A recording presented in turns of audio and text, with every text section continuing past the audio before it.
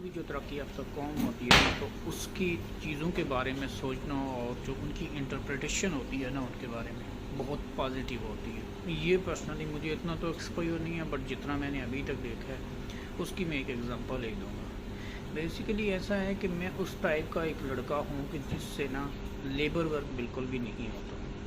मतलब ये कह लो मैं विलेज का हूँ, तो वहाँ पे घरों की कंस्ट्रक्शन होती है तो डिफरेंट काम करना पड़ते हैं, या इसके अलावा विलेज में डिफरेंट चीज़ें होती हैं, जैसे रोड दूर होती है तो कोई सामान उठा के घर ले आना होता है, तो वो मुझसे सामान उठा के नहीं ले आया जाता। अगर मैं कोई चीज़ ला रहा हूँ तो रास्ते में गिर के ख़राब हो जाएगी। मैं उस तरह का हूँ। ये आप कोई घर की कंस्ट्रक्शन में काम हो रहा है, कोई शीशा है, कोई चीज़ कहीं पे लगानी है, 5 मिनट मेरे घर वाले कहते थे इसको ज़रा पकड़ के रखना, फिर मज़दूर को देना तो वो ऐसा करेगा, तो वो शीशा मुझसे गिर कर टूट जाता था। बेसिकली मैं उस टाइप का हूँ। अगर लड़कियों की लैंग्वेज में कहिए तो यानी कि मैं उस टाइप की लड़की हूँ, उस कैटेगरी में आता हूँ कि जो घर किचन में जाएंगी, जाके चाहे ही बनाने लगेंगी या खाना बनाने लगेंगी, पत्ती का डब्बा खोलेंगी तो डब्बा ही गिर जाएगा उनसे। चाय के कप में चाय डाल के सर्व करने के लिए ला रही होंगी तो उनसे वो ट्रे से काफ़ी सारे गिर जाएंगे, गिर के टूट जाएंगे। मतलब इस तरह का है। मुझे ये जो लेबर वर्क है ये वाला स्टार्ट से ही नहीं आता है, और तभी मैं एजुकेशन की तरफ आया हूँ कि मुझे पता था भैया मुझसे नहीं होने वाला। उसके पीछे रीज़न शायद एक फिज़िकली बहुत वीक हूँ, ये भी हो सकता है, बट अब तो नहीं हूँ, बट स्टिल यही प्रॉब्लम है। अब उसकी मैं एक एग्जांपल देता हूँ। यहाँ मैं लैब में आया हूँ ना, तो कुछ चीज़ें मैं आपको दिखाता हूँ। अब तो फिर उसके बाद ये बेसिकली केमिकल स्टोर है यहाँ पे, अपनी लैब के साथ ही है।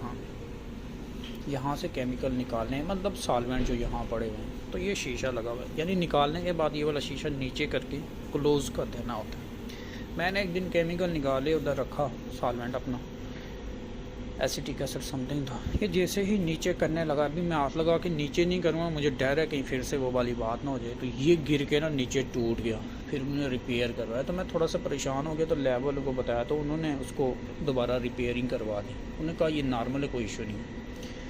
इसी तरह एक दिन फ्लास का दौर आती, जैसे ही धुने लगा ना, तो वो मेरे हाथों क्या हुई, टूट गई यहाँ पे। तो भी लैब वाले ने कहा इट्स ओके, कोई बड़ी बात नहीं।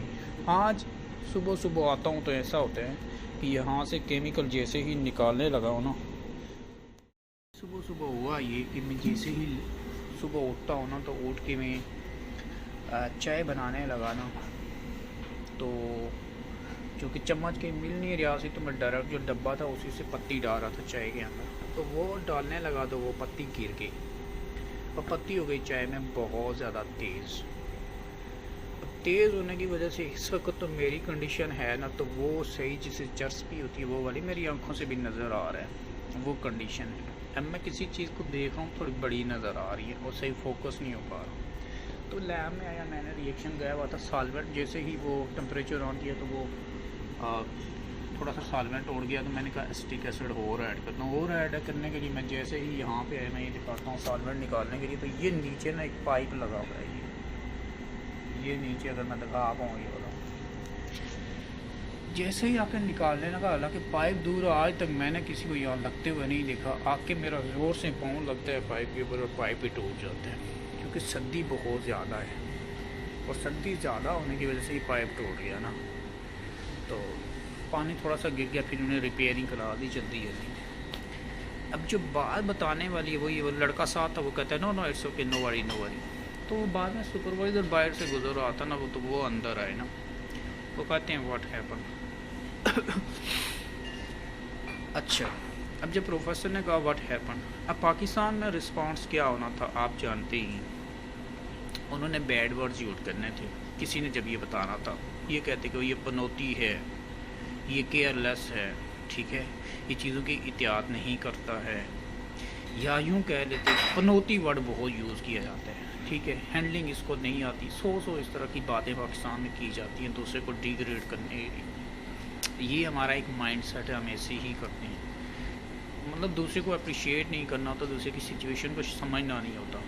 मतलब ये इंडिविजुअल भी हमारी प्रॉब्लम है, एज ए नेशन भी।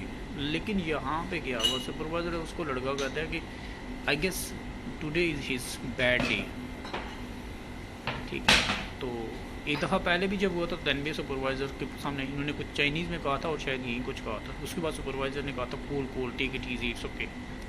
आज जब कहा था सुपरवाइज़र कहता ओ रियली, या मतलब इन्होंने ये समझा कि मतलब इससे चीज़ों में ख़राब हो रही है हैंडलिंग, बैड डे शायद चले। तो मेरा सुपरवाइज़र मुझे कहता है कि ना आओ कम टू माई ऑफिस। तो मैं गया, उसके बाद वो कहता है कि don't worry about these things, okay, maybe today is your bad day, so just take rest, you know, enjoy the music, watch some movie or like that।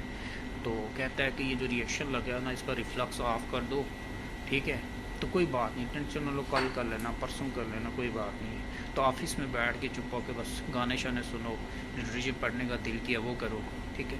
अब हाल ही में ये कह रहा हूँ कि how they deal with the things, you know, मतलब as a nation तो हैं ही हैं ऊपर, लेकिन उसके पीछे इंडिविजुअल के जो करैक्टर्स हैं वो भी बहुत डिफरेंट है। मतलब वो चीज़ों को अंडरस्टैंड करते हैं। उन्होंने ये नहीं कहा कि यार आप एहतियात नहीं कर रहे हो, या ये नहीं कहा कि अगला काम अगली बार तुम जब इसके पास से गुजरो ये काम करो तो एहतियात से करो। इंस्टेड वो ये कह रहे हैं कि यार ये ना आपका बैड डे हो सकता है। मतलब इससे दो चीज़ें हो रही हैं। मतलब आज जो मेरे से चीज़ गलत हो रही है एक्चुअली मैं गलत नहीं कर रहा, ठीक है, और मैं वो उन्होंने ये भी नहीं कहा कि आप एहतियात नहीं कर रहे हो। दे अंडरस्टैंड कि लैब में आया तो ऑफकोर्स एहतियात तो करेगा, काम तो करने, किसका दिल करता है कि मेरे हाथों चीज़ें टूटें, ठीक है। लेकिन पाकिस्तान में हम इस तरह की चीज़ों पे कैसे रिस्पॉन्स करते हैं आप सोच सकते हैं खुद से।